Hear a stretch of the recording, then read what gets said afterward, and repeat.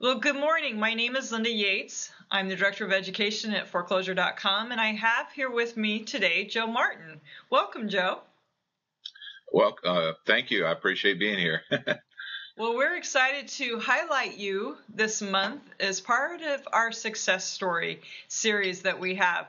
Now, Joe, for those of you that don't know Joe Martin, Joe is from the Arizona area, and I love on his email signature that he puts to date since 2008, he has sold over 1,500 properties. I think that's amazing. Oh, thank you. We're pretty excited about it too. Thank goodness I have a good team Right, that's to help great. me out. So, Joe, tell us a little bit about, about what's going on in the Arizona market, if you would. Well, the Arizona market the inventory has minimized itself, and so we're experiencing some of the things we saw back in the heydays of 2004 through 2006, and we're seeing a lot of multiple offers, and it's a very active buyer market at the moment. Wow, that's so great. It's pretty exciting. I mean, property's finally turning, and it seems to be stabilizing as far as values a little bit too. So that's kind of nice. Wow. It's really become a bit of the perfect storm for buyers. So, with low inventory and low interest rates, it's really honestly one of the better times to buy that I've seen in literally years. That's great. That's great. And Joe, you're a broker, and how many agents do you have in your organization? You're a RE/MAX broker as well. Yeah, RE/MAX Diamond. We're over in Mesa, Arizona, which is just next to Phoenix and completely the surrounding area. We service that whole area. We have about 20 agents in our whole franchise, 21 agents, give or take. Okay, great. And so what advice would you have to a first-time home buyer or an investor right now looking for that great deal or that great diamond? Well, I think one of the big things, obviously, I'm a realtor, so I would encourage everybody to get a reputable agent to work with, so they can be, protected and get some of those insights that they may not get, trying to do it on their own and that kind of thing. I would also get someone that had some experience with, bank-owned properties, short sales. There's a tremendous amount of distressed property, as you know, in the marketplace. Traditional is coming into play a bit more. But I would, what I would really make sure to do is to get your paperwork right the first time. That's one of the big things that's really critical when you're turning in your offer, because I see a lot of offers kicked, and the buyer's losing out because they just missed out because people beat them to the punch when they turned in a paperwork that was inaccurate and incomplete. Okay, great. Yeah, great points actually. So getting your paperwork would be one of those big areas. And I guess too, for the investors, we have a lot of investors that come to foreclosure.com.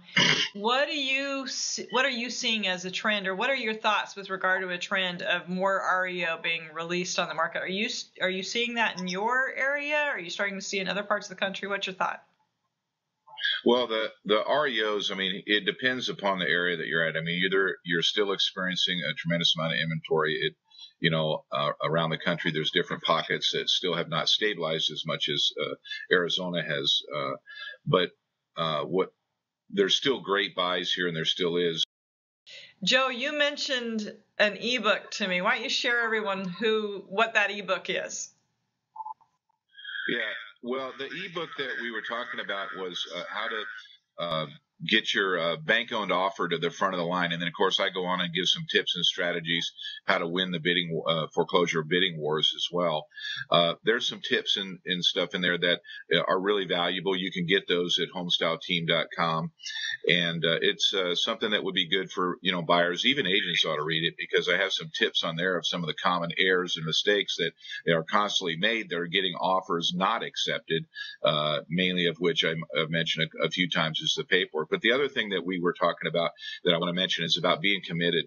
A lot of the people need to really get in and be committed to the deal. I mean, it's kind of like, well, it's the old ham and egg story. I mean, the pig is committed, the chicken is merely involved, But and in the deal, you got to go out there and do your due diligence prior to writing that offer, because things move very rapidly. A lot of the investors nowadays are coming in. They're waiving inspections.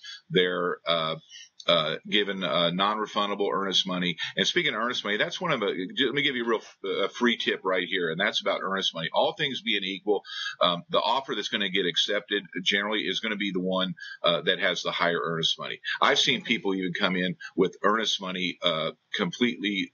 The earnest money that matched the offer price. In other words, if they were $45,000 price of a house or $100,000, they would come in with a full $100,000 earnest money. Well, compare those two, which one would you choose? Right. And it's obvious that the asset manager would choose the one that had the higher earnest money because of the commitment. I mean, you can't just put your toe in the water. People are going and inspecting the homes in advance. And I'm not saying go out there and spend, $300-400 having an inspection up front, but you have some knowledge that's going to be, about the home and this kind of thing. And sometimes you're just going to have to roll a little bit of the dice or, move on to the next house if it's got too much, of a situation going on there. So, okay. All right. Hopefully Yeah, that's great. Why don't you give us a couple tips for agents? Now let's kind of change hats a little bit, because we do have agents and we are affiliated with the Agent University. So why don't you share with us some thoughts with regard to agents? Well, the agents, some of the tips for agents this is the big tip for agents is, number one, download the pre-offer instructions of the REO agent that you're working with.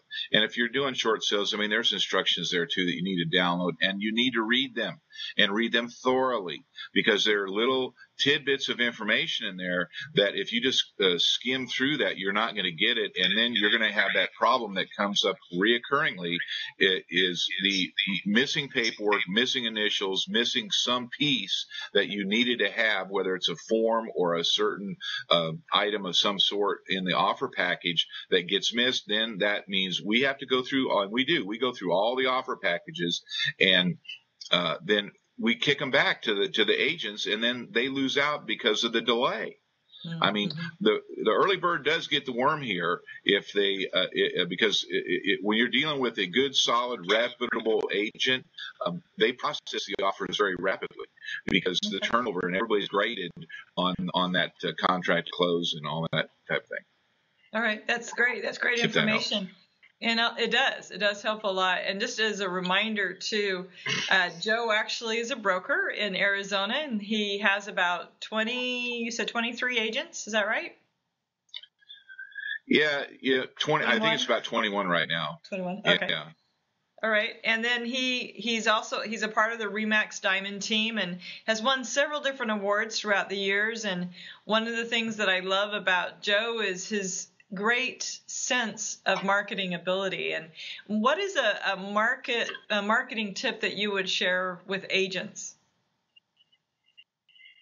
Well, I think one of the biggest things that you can do as far as marketing yourself is to be sincere and get out there and start building relationships. I mean, let's face it, social media is a really big thing, so you need to be involved in, Facebook, Twitter, LinkedIn, all the different social medias. Now the biggie is Pinterest, and just being involved and being in building a relationship and providing items of value up front. I mean, that's a key element in the whole scenario here. Is it's not really an ask and receive situation. It's a give and receive, and you're going to get tenfold back what you put out there. And just go out and give people your best stuff. Educate people things that can be really valuable to them. And the marketing message out there. I mean, obviously here we are on video. This is a big thing right now. Doing some video and stuff like that, but going in and providing good, valuable information to your clients, and that will be very, very helpful, I think. Okay, great. And one other thing that I want to mention is that one of the things I've trained for years, and it's really when the true success begins, is when you begin to genuinely and honestly care about the person on the other side of that desk. Whether that desk is an internet connection or what, you've got to go out there and really genuinely care. And honestly, that's the big success secret that I've had in my career, is just to really have that genuine interest in the other person and filling their needs rather than putting my wallet first. Because, the money comes when you are out there, fulfilling people's needs and taking care of and being a really great listener.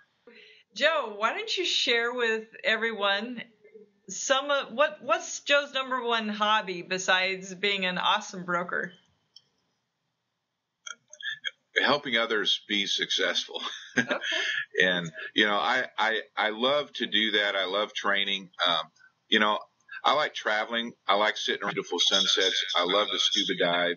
I haven't done that enough lately because we've just been so busy, and, it's all about balance. And I've been a little imbalanced the last couple of years. So, but I love taking, walks with my wife.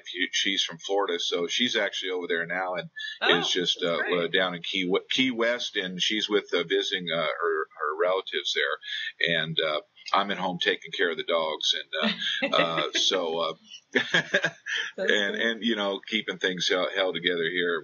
We're going. So anyway, just. I love to read and stuff like that, and I love writing. That's one of the big things. That's great. And one thing I didn't mention earlier that I wanted to add was about the necessity to really have the right mindset. And one of the things that has been very successful in helping me keep the right frame of mind is by doing a gratitude list on a daily basis. And I kind of put it out there as a challenge to everybody, is to get up and write down 10 things that you're actually grateful for. So you can start your day out with an attitude of gratitude. It makes a big, huge difference than getting up and being on that pity pot. Yeah, that's really true. So, and do different ones. I mean, don't do the same ones every day. That's a great point. And you'd be amazed after 10 days, what would happen. That's great. Well, thank you, Joe, very much. And we're so thrilled to have you as our success story. And thank you for all that you continue to do and your help with us and the programs that we have. So we appreciate that. Oh, you're more than welcome. Hey, by the way, did I tell you that we got the top 100 RE/MAX team in the world? Oh, wow. Congrats. Wow, that's really great. That's really awesome. Yeah, so that's actually 2 out of the last 3 years, so it's pretty cool. I was pretty proud of that. I'm really grateful for having a wonderful team to back me up. That's great. And thank you, Joe, as well, for supporting our programs. We really appreciate all that you've done to help and to help our education along, as well as take our education and spread the word about our education. So thanks again. Well, you're most welcome. I appreciate the opportunity to share with you this morning. Great. Well, you have a wonderful day, and we wish you all great success in your individual lives. And we'll see you again as we highlight our next success story next month. Take care. All right. Thanks a lot, Linda.